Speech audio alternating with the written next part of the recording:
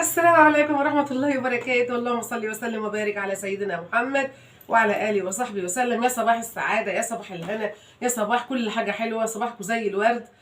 اذكروا الله وصلوا على الرسول عليه أفضل الصلاة والسلام. صلوا عليه في الكومنتات، بتسعدوني جدا والله العظيم بجد. تعالوا بينا هقول لك على فكرة حلوة جدا. بكوباية ونص دقيق هتعملي كام قطعة جاتوه ببلاش بمكونات في بيتك. يلا بينا نشوف مقاديرنا، نشوف هنعمل ايه بالظبط وازاي هنطبق الفكرة الحلوة ديت. يلا بينا.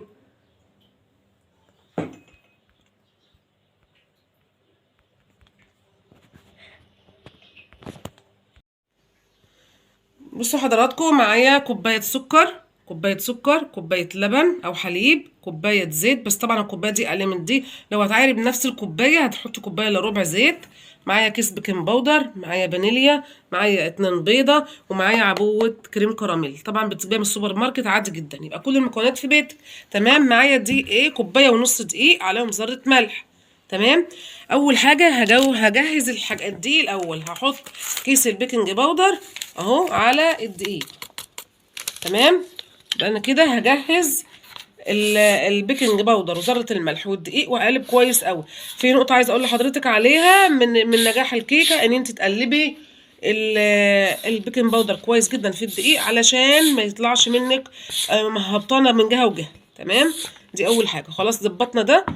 تمام. عملت ايه تاني؟ ولعت الفرن، جهزته، وكمان ظبطت الصينيه اللي انا هعمل فيها. لازم تظبطيها طبعا، بتبدريها بدقيق بشويه زيت او معلقه سمنه وعليها شويه دقيق. يبقى انا بجهز الصينيه، بولع الفرن، بظبط المكونات الجافه بتاعتي اللي انا هشتغل بيها.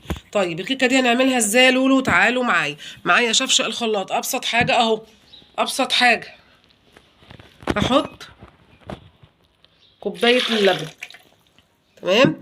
معاه كوبايه السكر. لو حضراتكم مش بتحبوا السكر حلو قوي، ممكن تقليل السكر شويه عن كوبايه الا ربع. هبدا انزل كيس الكريم كراميل بتاعي اللي هو البودر، اللي هو ده، اللي هو ده. تمام اهو.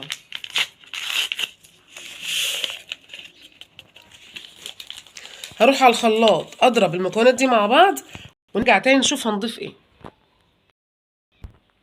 وكمان يا حبايبي هنحط كوبايه الزيت. يبقى حطينا ايه قبل ما اروح اضرب المره الاولانيه؟ حطينا ايه الاول؟ حطينا كوبايه اللبن، معاها كوبايه السكر، معاها كيس كريم كراميل، معاها كوبايه الزيت. هروح اضربهم في الخلاط ونرجع نشوف هنحط ايه تاني. شايفين حضراتكم كده؟ انا ضربت المكونات مع بعض، اللي هي كوبايه الزيت، كوبايه السكر، كوبايه اللبن، ومعاها كيس الكريم كراميل. تمام. هنقص مقدار كوبايه من المعيار اللي احنا عملناه منها اهو. هيديك اهو. شايفه حضرتك كده اهو، شايفه حضرتك عامل زي الكيكه بالظبط بدون الدقيق. هنقص كوبايه، هحطها في التلاجة دلوقتي لغايه ما ان شاء الله احتاجها نبدا نجيبها. هنحط ايه تاني بقى في مكونات في الخلاط؟ هشيل دي خلاص على جنب كده. ودول هعمل ايه تاني؟ اضرب، اكسر البيضتين في قلب شفشق الخلاط، واحط الفانيليا وعليهم معلقه من الخل. الخل يا جماعه بيشيل لك زفاره البيض وبيعتبر محسن للكيكه. تمام. وهروح اضرب تاني على الخلاط، وادي الفانيليا اهي، وعليهم معلقه من الخل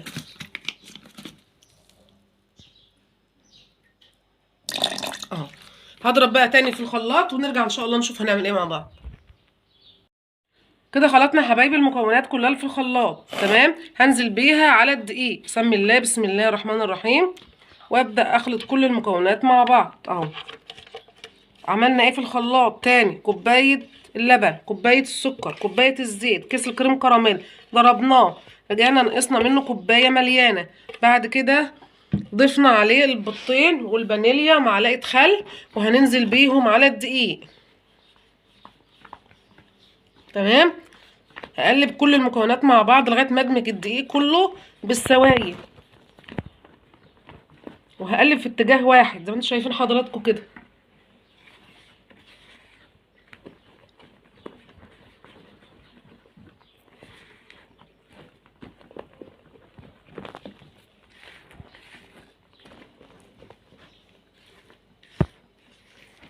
شايفين حضراتكم زي ما انتم شايفين كده.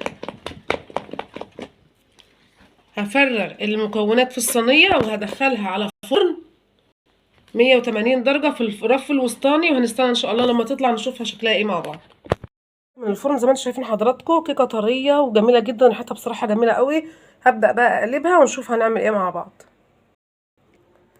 كده انا قلبت الكيكة زي ما انتم شايفين حضراتكم. هعمل ايه بعد كده؟ هسقيها بشوية لبن، ربع كوباية لبن اهو، لغاية ما تتشربوا خالص تماما. تمام، حضرتك حابه تقلبي عليها سكر تمام، مش حابه خلاص، بس انا كده كده مزوده السكر فيها، فمش عايزه ايه يعني اكتر سكر قوي يعني.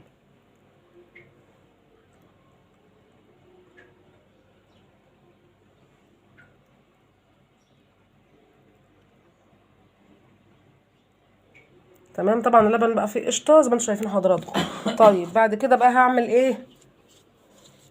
هنزل بكوبايه الكريم كراميل اللي احنا كنا شايلينها في الثلاجه.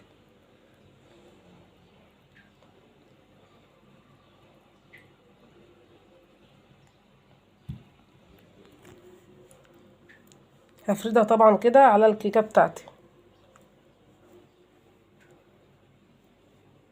الكيكه دي يا بنات من احلى الكيكات اللي هتاكليها ان شاء الله، وهو لما تجربيها كده ادعي لي دعوه حلوه ان شاء الله باذن الله. حلوه جدا على فكره وسهله وبسيطه، واللي يشوفها ان شاء الله يقول لك انت عامله جاتوه بحاجات ومكونات بسيطه جدا من البيت. جايب الكريم كراميل على الكيكه بتاعتنا. هنزل بقى، شايفين حضراتكم الكيس ده بتاع الكراميل اللي احنا سايبينه في العلبه، هنزل بقى اعمل خطوط كده بالطول اهو زي ما انت شايفه كده.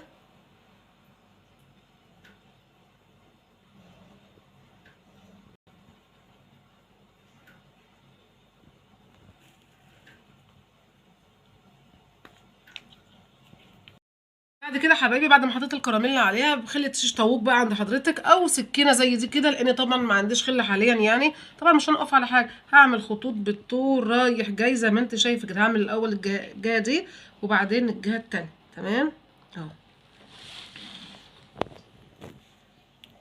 بكده عملنا احلى قطع جاتوه بحاجات بسيطه جدا في البيت، ما شاء الله هتعجب ولادك جدا ان شاء الله، وطعمها تحفه باذن الله.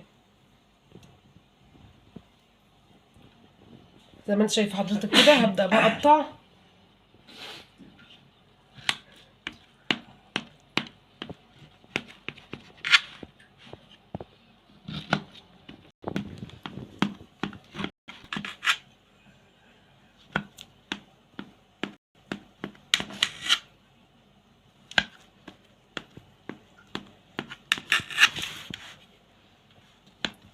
جاتوه ده ولا مش جاتوه؟ اه ما شاء الله عليه، جميل جدا جدا جدا، هتبسط ولادك جدا ان شاء الله. طعمها طبعا تحفه وعملناها بمكونات بسيطه جدا في البيت ان شاء الله. تعالوا بقى نطلع قطعه كده ونشوف شكلها ايه ازاي، طريه وجميله وتبقى معاك حلوه جدا. شايفه حضرتك هشه وطريه وجميله جدا ان شاء الله باذن الله، هتعجب اولادكم جدا. يا رب كده تكون فكره النهارده عجبتكم، وان شاء الله المكونات تكون سهله وبسيطه بالنسبه لحضراتكم. ما تنسيش تعملي لايك واشتراك في القناة وتفعلي الجرس وتعملي شير للفيديو عشان ان شاء الله الناس كلها تستفيد منه، وتكتبي لي من حضرتك كده كومنت مناسب ان شاء الله للفيديو وتشجعني فيه. شكرا لحضراتكم وشكرا للناس كلها اللي بتدخل لي وبتعملي كومنتات كويسة. بشكركم جدا، احلى متابعين في الدنيا، والسلام عليكم ورحمة الله وبركاته.